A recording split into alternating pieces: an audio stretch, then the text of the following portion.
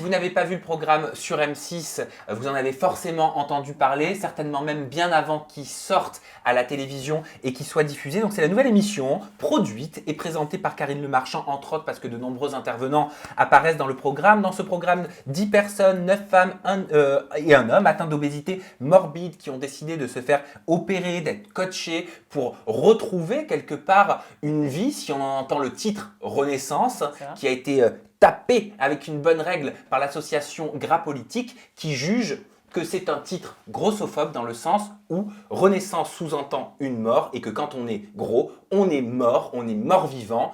Ça c'est l'étymologie de façon factuelle. Et donc M6 parlerait donc d'une nouvelle vie à partir du moment où on est mince. Voilà, j'essaie de le faire, de le dire vulgairement, c'est à peu près ça. Ok, pour vous, Opération Renaissance est-il un programme grossophobe? On commence par les ardoises. Et nous aurons après avec nous la créatrice de contenu et mannequin Lala Misaki qui nous donnera son avis. Jinda oui, Sabrina non, Eva Ducci non. Commençons par toi Eva, tu es la chroniqueuse de la semaine, tu peux nous donner ton avis.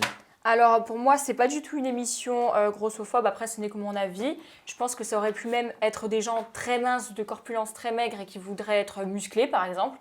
C'est des gens qui sont mal dans leur peau, qui ont envie de changer, c'est tout en fait. Pour moi, ils ont la volonté de maigrir parce que c'est ce qu'ils veulent.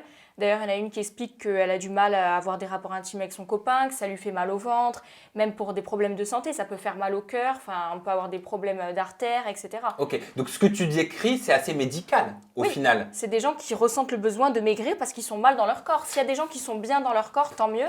Et s'ils veulent rester comme ça, c'est leur choix, mais eux, ils voulaient maigrir. Mais est-ce qu'on a besoin de voir ça à la télévision? Est-ce qu'on a besoin de voir toute une équipe médicale? Moi, j'avais l'impression d'être un peu au zoo, d'avoir un animal et puis des gens qui regardent autour de la cage, des pseudo-experts, mettre 10, 20 personnes autour d'une table pour dire voilà comment son opération va se passer. Voilà ce qu'il faut que tu manges. Il faut que tu manges des tomates et des concombres pour maigrir. Alors déjà, il faut savoir que ces personnes-là... les personnes grosses, les personnes en surpoids, les personnes en obésité ne sont pas des enfants. On n'est pas obligé de les prendre par la main pour leur dire faut aller maigrir. Alors attends, pas du tout, parce que ces personnes-là étaient déjà dans une démarche de faire l'opération. Donc l'émission n'a fait que les accompagner. Ce que je comprends, c'est qu'ils ont vraiment, les ont accompagnés, mais vraiment plus psychologiquement finalement. Exactement, ils le disent. De suivi psychologique. Voilà. Et c'est vrai que M6 a vraiment joué sur cette touche-là, et vraiment émotionnelle, avec vraiment le côté psychologique, le passé de la personne, comment elle vit ces choses-là. Il faut savoir que ces personnes-là sont quand même consentantes. Et elles étaient déjà dans une démarche de maigrir. Donc c'est pas l'émission qui a pris des personnes obèses au hasard et qui leur a dit on va vous coacher pour maigrir. Moi, je vais vous dire comment j'ai regardé le programme. Je n'étais pas du tout au courant que vous me croyiez ou non que le programme était défoncé sur les réseaux sociaux ou sur Twitter. Je suis arrivé sur M6, donc sans jugement préalable, je me suis rien dit, tu vois, je venais pas avec un a priori. Je me suis dit, bon, c'est vrai que c'est l'ADN d'M6, M6 apprend à s'habiller, M6 apprend à manger, M6 apprend à élever ses enfants fut un temps, M6 est très dans le coaching, donc ça m'a pas surpris plus que ça. Au bout de 5 minutes, alors que j'avais aucun a priori, j'ai trouvé que l'émission était affligeante. Ce que je reproche, c'est pas le fond, parce que je le trouve extrêmement louable et je pense que Karine Le Marchand, surtout quand on travaille pendant 3 ans comme ça sur un programme et que c'est sa propre production, elle a dû le faire certainement avec son cœur.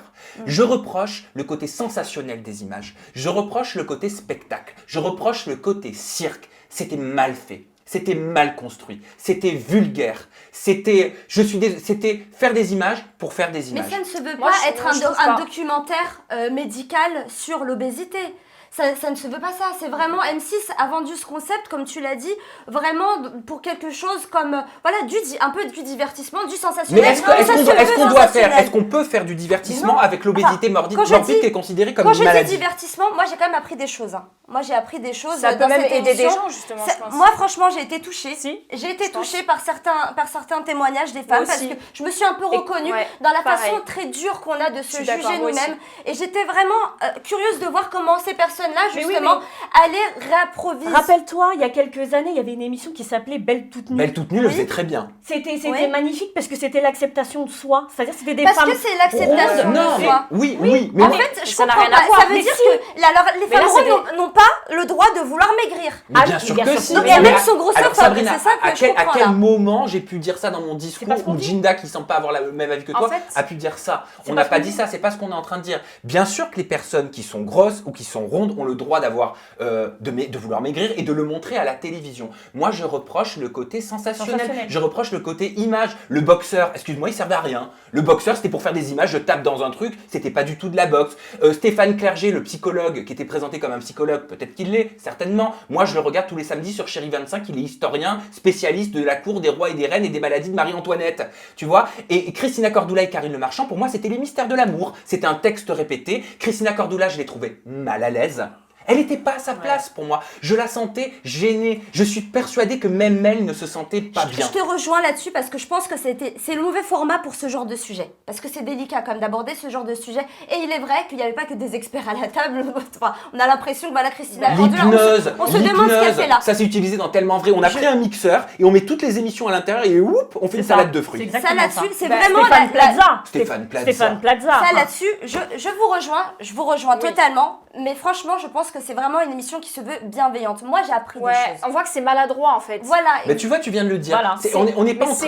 Ouais, je vois ce que vous voulez dire, je comprends. Mais par exemple, moi j'ai appris une chose, c'est que c'est des troubles psychologiques. Une femme, elle expliquait justement parce qu'elle a fait faillite dans sa boulangerie. L'autre, elle a eu des maltraitances pendant l'enfance. Et du coup, voilà, c'est toujours un trouble psychologique qui nous pousse à... Si comment expliquer? Si on soigne pas ça, on continuera de manger encore et encore. Ça commence ça par m'est déjà arrivé, l'appréciation moi de aussi, soi. Et je trouve que le côté psychologique, moi, je le trouve très très important. Et justement, il n'est pas assez mis en valeur dans ce genre d'émission. En général, relooking extrême, c'est vrai qu'on les voit se donner à mort, mais il n'y a pas ce côté psychologique. Mais si, relooking extrême. Mais pas assez. Relooking extrême, il y a une réelle légitimité dans le sens où la personne qui fait les coachings était un ancien gros, exactement. Et si tu veux, il souhaite faire maigrir une personne au travers du sport, au travers des valeurs du sport. Oui, la mais motivation. ils ont simplement souligné le trait justement psychologique. Oui, de ils ont vraiment cette insisté dessus. C'est quoi? En fait, on connaît M6, on sait comment ça marche. Moi, je trouve que Karine Le Marchand le fait très très bien. Non, elle a ce côté bienveillant. Justement. Karine Le Marchand, en plus, on a cette image d'elle dans L'amour est dans le pré. Il y avait les mêmes musiques que L'amour est dans le pré qui étaient utilisées. Dans Ambition Intime, faut rappeler que c'est quoi le problème? Attends, faut rappeler que cette émission, elle est produite par Karine Le Marchand, donc c'est sa boîte de production Potiche Prod. Ça fait 3 ans, comme Sam l'a dit, qu'ils sont en train de travailler sur ce projet-là. Et depuis le départ, il y a un problème sur cette émission. Avant même la diffusion, il y avait déjà des hashtags sur les réseaux sociaux. Avant d'avoir vu une émission. Ouais. Oui, mais parce qu'on connaissait déjà ce qui allait se passer dans l'émission. Non. Il y a Gras Politique. On peut parler de Gras Politique. Bien sûr. Gras Politique, ils ont publié une tribune qui a été signée quand même par plus de 170 associations sur Mediapart, par des soignants ou encore même des particuliers. Parce que selon eux, cette émission, en fait, elle contribue à une certaine grossophobie ambiante. En fait, tu vois, c'est vrai que les gros, ça a été signé, cette tribune, elle a recueilli quand même plus de 20 000 signatures, donc ce qui n'est pas anodin. Aujourd'hui, les personnes grosses, les personnes en surpoids, je ne sais pas comment on peut dire sans que ce soit mal interprété. Non, je crois qu'il ne faut pas avoir peur. Aujourd'hui, déjà, on l'a vu dans TPMP, il y a une jeune fille qui est venue en disant qu'elle ne se sentait pas représentée et que le peu de fois où on les voit à la télévision, c'est pour les inciter à maigrir. Ou quand elles maigrissent. Tu vois? Mais ça entraîne des problèmes de santé, en fait. Ça, déjà, il faut mais on dirait que c'est normal. Enfin, je sais pas. En fait, je pense que ce que reproche vraiment Gras Politique, c'est d'avoir mis en fait en lumière une sorte de stigmatisation, une sorte de discrimination. Il y avait beaucoup de maladresse. Et il y a eu énormément de maladresse. Jusqu'au titre Renaissance, ça veut dire peut-être que t'es mort avant. Mais il n'y avait pas que du négatif. Mais si, les mots sont importants dans ce métier-là. Oui, mais on pousse énormément. Quand on dit Renaissance, c'est un peu comme nouvelle vie, nouveau look pour une nouvelle vie. On sait très très bien que t'es pas morte avant d'avoir changé ton chemisier. Enfin, je veux dire, faut arrêter toujours de prendre des choses toujours exagérées. Toujours dans ce sujet-là, c'est toujours. Enfin, je sais pas. S'il y a des gens qui ont envie de maigrir, laissez-les maigrir. S'il y en a qui veulent rester comme ça, laissez-les comme ça. Chacun fait ce qu'il veut. C'est leur démarche. Il y a eu le hashtag, comme on le disait sur Twitter, hashtag pas ma renaissance. Et moi, j'ai relevé un tweet de Elawan qui dit: Chère Karine Le Marchand, ai-je besoin de renaître? Mais si elle n'a pas envie, elle renaît pas alors. Ai-je besoin de perdre 10, 15, 20 kilos? Croire qu'on l'a obligée. Non, mais on s'en fout si elle maigrit pas. Attends. Laisse-moi finir. Ai-je besoin de renaître? Ai-je besoin de perdre 10, 15, 20 kilos pour être une bonne personne? Ai-je besoin d'une émission trash et voyeuriste pour que la société change de regard sur moi et mes adelphes grosses. Bah non, personne l'a obligée à elle à maigrir. Et moi, si pour moi, elle a vraiment... non. mais pour moi, elle a vraiment défini Est-ce cette qu'on l'oblige émission. à Pour moi, maigrir, c'est une non interprétation de l'émission. C'est interpréter l'émission. de Comme on le cette fait façon-là. nous aujourd'hui. Mais exactement. Attendez, pourquoi Alors, en vouloir à des gens qui ont envie de maigrir et de changer Merci. en fait c'est ça Mais leur on n'en veut pouvoir. pas. Je pense Ça leur pas que fait ces quoi gens-là en veuillent aux personnes qui se sont exposées dans l'émission, mais à la forme qui a été utilisée pour représenter ces gens-là et pour représenter l'obésité morbide. Je vous propose d'accueillir tout de suite Lala Misaki qui est avec nous en visio. Salut, ça va? Ça va, je te présente l'équipe. Eva Bonjour, Lala. Ducci, Salut. Salut, Sabrina et Jinda. Lala, tu as suivi notre débrief, tu étais avec nous. La première question, elle est toute simple. C'est quoi la définition de grossophobie selon Lala Misaki? Alors, selon Lala Misaki, pour moi, la grossophobie, c'est une grande part d'ignorance que les gens peuvent avoir en stigmatisant une personne ronde. Et en fait, souvent, c'est le fait de stigmatiser la personne ronde comme si elle était tout simplement une personne qui ne veut pas être en bonne santé, n'est pas en bonne santé parce qu'elle est feignante, parce qu'elle fait rien, parce qu'en fait, c'est en gros tout un truc où tu imagines un concept autour juste d'un corps et tu ne sais pas pourquoi la personne en est arrivée là. Pour moi, c'est ça, faire preuve de grossophobie, c'est surtout et avant tout, pour moi, dans ma vérité, une grande part d'ignorance. Donc ça, c'est ta définition à toi. Maintenant, Ma définition à moi. pour toi, l'émission Opération Renaissance, est-ce que c'était de la grossophobie visuelle pour toi? Pour moi, c'est de l'entertainment. C'est-à-dire que on Donc, du offre divertissement. aujourd'hui. Tu as dit quoi? Ah oui, du divertissement, pardon. Ouais, c'est du divertissement qu'on a offert au public. Maintenant, en fait, je pense que c'est sous forme de bienveillance. Et moi, je déteste la bienveillance. Parce que la bienveillance, c'est quoi? C'est basé sur une éducation, qui on est, sa propre opinion de la vie. Et peut-être ce sont des gens qui, eux, dans leur corps à eux, se sont très mal dans leur peau en se disant, automatiquement, les ronds veulent perdre du poids. Pas tout le monde. Pas tout le monde, parce que oui, en effet, ça peut provoquer des problèmes de santé, mais tout le monde n'est pas en mauvaise santé.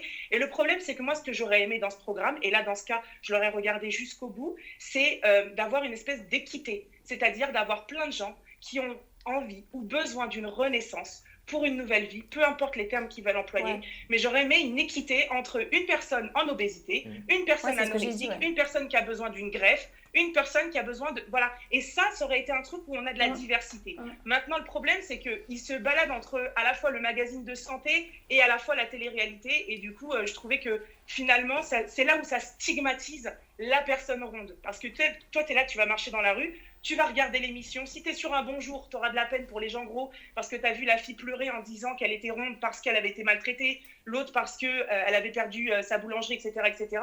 Si tu es dans un mauvais jour, tu t'es tapé une amende, tu vas rencontrer une grosse qui va vite fait passer à côté de toi et te bousculer. La première chose que tu vas faire, c'est l'insulter de sale grosse. Ouais, mais de toute façon, je sais, vous êtes malheureux, vous faites semblant, on vous a vu à la télé.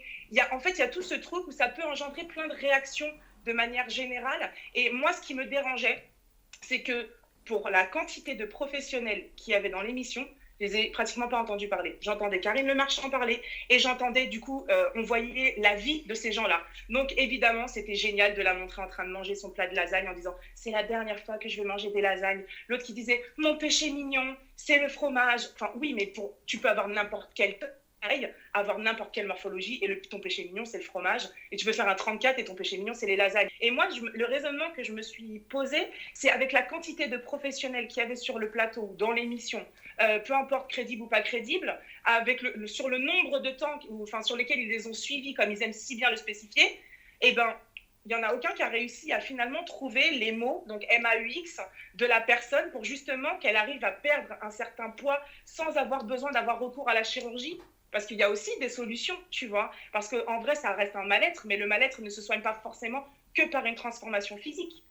Donc, je me suis dit, mais je comprends pas, en fait, ce truc où... en fait, quelle est l'intention de base? Oui, certainement la bienveillance. Moi, à un moment donné, quand il y a un des professionnels de santé qui dit que si au niveau du foie ou au niveau de l'estomac, il y a beaucoup trop de gras, ça peut engendrer des problèmes de santé, j'ai trouvé ça hyper intéressant et je voulais en savoir plus. Parce qu'évidemment, quand tu expliques à quelqu'un comment avoir un cancer, eh ben, il fera tout pour ne pas l'avoir. Évidemment, à partir d'un certain poids, on peut être en mauvaise santé. Maintenant, libre à chacun de faire les propres choix pour sa vie.